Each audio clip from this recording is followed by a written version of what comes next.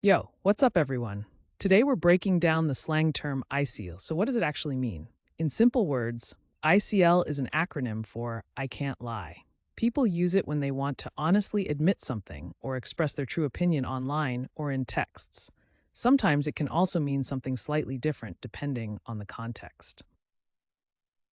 Where did it come from?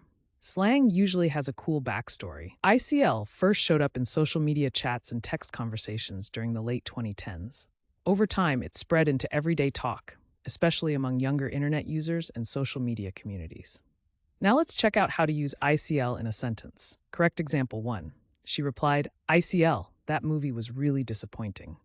Correct example 2. I was like, ICL, that new song is fire. And for laughs, here's a wrong example. My grandma said ICL at Sunday dinner, and everyone just froze. See how slang adds personality and vibe? Using ICL right makes you sound natural, but using it wrong can be hilarious. Quick recap. ICL means I can't lie. It started in social media conversations during the late 2010s, and now you'll hear it in conversations, online, or even in music. Now it's your turn. Drop your best sentence with ICL in the comments. And if you want to learn more slang and fun word histories, don't forget to subscribe and join our community here every day.